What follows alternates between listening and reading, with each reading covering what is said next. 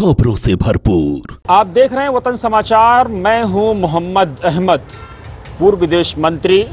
India Islamic cultural centre के सदर Salman Khurshid India Islamic cultural centre का चुनाव जीतने के बाद संभवतः पहली बार कल यानी 22 अक्टूबर को मीडिया के सामने रूबरू होंगे। उम्मीद की जा रही है कि वो सेंटर के मेंबरों के लिए और साथ ही सेंटर के हक में कोई बड़ा ऐलान कर सकते हैं। इस बात की भी उम्मीद की जा रही है क्योंकि सलमान खुर्शीद साहब देश के एक जाने माने लॉयर हैं। सलमान खुर्शीद साहब का एक बड़ा कद है। जाकिर हुसैन साहब की लेगेसी को वो मेंटेन रखते हैं, जिन्होंने देश को जामिया मिल्लिया इस्लामिया जैसी अजीम तरीन यूनिवर्सिटी दी। उर्दू ज़बान को बचाने से लेकर के, तहरीक चलाने से लेकर के कई सारी तहरीकों में साथ रहे शाना बशाना उस वक्त के प्रधानमंत्री पंडित जवाहरलाल नेहरू के साथ। उनकी लेगेसी को सलमान खुर्शीद साहब मेंटेन करते हैं। उम्मीद यही की जा रही है कि कल सलमान साहब कोई ऐसी पेशरफ्त करेंगे जिससे आने वाले दिनों में इंडिया इस्लामिक कल्चरल सेंटर एक यूनिवर्सिटी की राह पर जा सके और एक यूनिवर्सिटी अपनी यूनिवर्सिटी बनाने के लिए या एक कोई ऐसा बड़ा कदम शिक्षा के क्षेत्र में उठाए जिसकी सलमान खुर्शीद साहब घोषणा कर सकते हैं। सलमान खुर्शीद साहब ने अपने चुनाव में इस बात की घोषणा की थी कि वो चाहते हैं कि इंडिया इस्लामिक कल्चर सेंटर का एफिलिएशन ऑक्सफर्ड से हो, और जो बहरहाल सलमान खुर्शीद साहब के लिए कोई मुश्किल अमल नहीं है, तो माना यह जा रहा है कि इस सम्त में भी वो कोई बड़ा ऐलान कर सकते हैं। और इस बात के लिए उम्मीद ये की जा रही है कि वसीम गादी साहब जैसे लोग उनकी पैरवी कर सकते हैं, उन चीज़ों को आगे बढ़ा सकते हैं, उनके साथ सलमान साहब के साथ संवाद कर सकते हैं और किसी समाधान के मुद्दे पर पहुंच सकते हैं। सलमान खुर्शीद साहब चूँकि कॉरपोरेट के एक बड़े लॉयर हैं, एक बड़े वकील के तौर पर जाने माने और पहचाने जाते हैं, तो इस बात की भी अपेक्षा है कि सलमान साहब इंडिया इस्लामिक कल्चरल सेंटर के लिए अगले 3 सालों में 200-400-500 करोड़ रुपए का कॉर्पस फंड या CSR fund India Islamic cultural centre के लिए ले करके आएँ, जिससे India Islamic cultural centre doctor Zakir Hussain जैसी अजीम तरीन शख्सियतों की लेगेसी को आगे बढ़ा सके और उनके सपनों को साकार कर सके। उनके सपनों को जिन्होंने जाकिर हुसैन साहब जैसे अजीम कायदीन के बाद देखा था जस्टिस हिदायतुल्लाह ने, देखा था चौधरी आरिफ ने, बेगम आबिदा अहमद ने, और साथ ही उन तमाम पूर्वजों ने जिनका इंडिया इस्लामिक कल्चर सेंटर को बनाने, बचाने और संवारने में एक अजीम तरीन रोल और एक अजीम कुर्बानी है। उम्मीद ये भी की जा रही है कि सलमान खुर्शीद साहब इस बात पर भी बात करेंगे, क्योंकि समय यह है कि टीका टिप्पणी और कटाक्ष से बच करके सलमान खुर्शीद साहब की ज़ात से कोई फ़ायदा उठाया जाए, समाज के लिए, मुल्क के लिए, मिल्लत के लिए और समाज की तरक्की में कोई ऐसी लकीर खींची जाए जो लकीर अनमिट हो और आने वाले नस्लें उसको याद कर सकें। इसलिए इस बात की भी उम्मीद की जा सकती है कि चाहे वो CSR फंड का मामला हो, चाहे और दीगर इशूज़ हो, एजुकेशन का मामला हो, सेंटर को कंप्यूटराइजेशन करने का मामला हो, सेंटर को साथ ही जो है हैंडलेस करने का मामला हो, इन तमाम सम्त में सलमान साहब कोई बड़ा फैसला कर सकते हैं, सलमान साहब कोई बड़ा ऐलान कर सकते हैं। उम्मीद इस बात की है कि सलमान साहब ने अपने टेन्योर में जिस बात का वादा किया था कि वो 3 साल की मुद्दत करेंगे, यानी आने वाले दिनों में 3 साल पर चुनाव होगा, हालांकि अभी 5 साल पर चुनाव होते रहे हैं, और उन्होंने अपनी पहले संबोधन में सदर बनने के बाद इस बात का ऐलान भी इंडिया इस्लामिक कल्चर सेंटर के BS अब्दुर्रहमान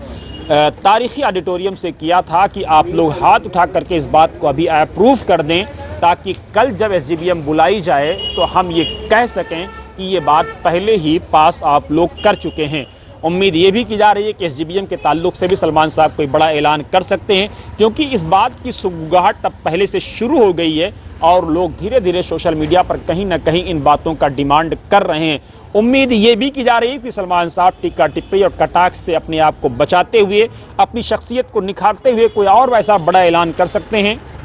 जो सेंटर के मफाद में हो, जो समाज के मफाद में हो, जो मुल्क के मफाद में हो, जो भारत और भारतीयता, जमहूरियत और इंसानियत के मफाद में हो, कुछ ऐसे फैसले कर सकते हैं। उम्मीद ये भी की जा रही है कि सलमान साहब ने जो ये बात कही थी कि कोई भी आदमी 2 टर्म के बाद तीसरी बार चुनाव लड़ने के लिए उसको गैप लेना पड़े, इस बात पर भी कोई बड़ा ऐलान कर सकते हैं। और ये तमाम के तमाम ऐलान सियासी ना होकर के अमली तौर पर सलमान साहब उसको ज़मीन पर उतारेंगे, क्योंकि सलमान साहब की एक बड़ी शख्सियत है। मैंने पहले भी कहा कि अब समय ये आ गया है कि इंडिया इस्लामिक कल्चर सेंटर के मेंबर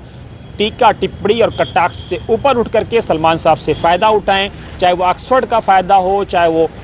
CSR फंड लाने का फ़ायदा हो, चाहे वो एजुकेशन में इन्वेस्टमेंट करने का मसला हो, मोरल या कैरेक्टर बिल्डिंग का मसला हो। सलमान साहब के लिए चीज़ें बहुत छोटी हैं अगर वो अपने करने पर आते हैं, और उम्मीद यही की जानी चाहिए कि सलमान साहब जैसा अजीम आदमी, जाकिर हुसैन साहब जैसी अजीम शख्सियत की लेगेसी को आगे बढ़ाते हुए कुछ ऐसे तारीख़ी फ़ैसले ज़रूर लेगा जिससे मुल्क का, समाज का और मिल्लत का भला होगा। कल की प्रेस कॉन्फ्रेंस पे सबकी निगाहें टिकी हुई हैं, निगाहें इस बात पर भी टिकी हुई हैं कि हॉस्पिटैलिटी में कुछ बड़े ऐलान हो सकते हैं मेंबरों को रियायत देने को लेकर के, जिसका नेतृत्व अभी Shahid Ali Khan as a convener कर रहे हैं। उम्मीद की जानी चाहिए कि शाहिद साहब चूँकि जीत करके पहली बार एग्जीक्यूटिव कमेटी में आए हैं, पहुँचे हैं, और शायद साहब चुनाव जिताने के लिए माहिर समझे जाते हैं कई सारे अपने फ़लसफ़े को लेकर के, अपनी रीजनिंग को लेकर के। तो उम्मीद ये की जानी चाहिए कि सलमान साहब के साथ प्रेस कॉन्फ्रेंस में वो भी होंगे, कुछ बड़े फैसले लेंगे। लेकिन क्या कुछ होगा प्रैक्टिकल कल देखने में मिलेगा, कल लोगों को पता चलेगा। लेकिन मैं फिर यही मेंबरों से रिक्वेस्ट करूंगा कि ये समय है टीका टिप्पणी और कटाक्ष से ऊपर उठ करके सलमान साहब की ज़ात से फ़ायदा उठाने का। चूँकि सलमान साहब देश के विदेश मंत्री रहे हैं, चूँकि सलमान साहब देश के लॉ मंत्री रहे हैं, कॉरपोरेट अफेयर्स मिनिस्टर रहे हैं, माइनॉरिटी अफेयर्स मिनिस्टर रहे हैं, और साथ ही जो है एक अजीम लेगेसी अपने पीछे वो लेकर के चलते हैं, और उसके साथ ही देश के एक जाने माने वकील हैं, और कई सारे केसेस में, चाहे वो उत्तर प्रदेश सरकार में उर्दू को दूसरी ज़बान देने का मसला हो, या और भी कई सारे केसेस, वो फ्री में लड़ने के लिए जाने जाते हैं ख़ास तौर से। और दिल्ली दंगों में कई सारे ऐसे केसेस हैं जो लोग अभी जेल में बंद हैं या बाहर हैं, उन सारे लोगों के केसेस सलमान साहब ने फ्री में लड़े हैं। तो उम्मीद की जानी चाहिए कि इंडिया इस्लामिक कल्चर सेंटर के लिए अपने इस 3 साल टेन्योर में वो कुछ ऐसा कर जाएंगे कि आने वाली नस्लें तुम पर फ़ख्र करें। ऐ लोगों, जब भी उनको ख्याल आए रूह फ़राक़ से माज़रत के साथ कि तुमने सलमान को देखा था, तो हम लोग भी ये कह सकें कि सलमान साहब बड़ा काम करके गए हैं, बड़ी चीज़ करके गए हैं। लेकिन सलमान साहब क्या करेंगे, क्या नहीं करेंगे, कांटों भरे इस ताज को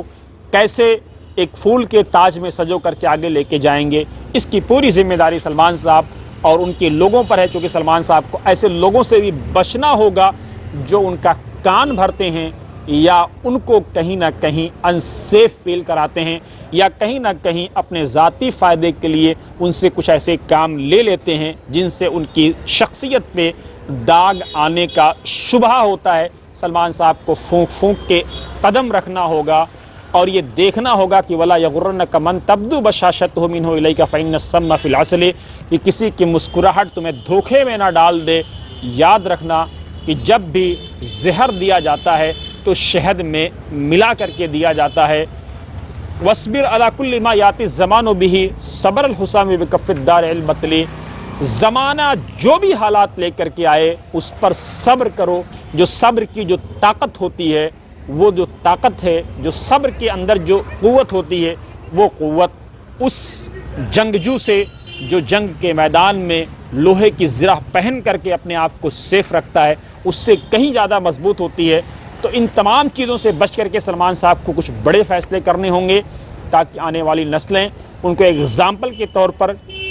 एक रोल मॉडल के तौर पर पेश कर सकें, और उनसे ये कह सकें कि सलमान साहब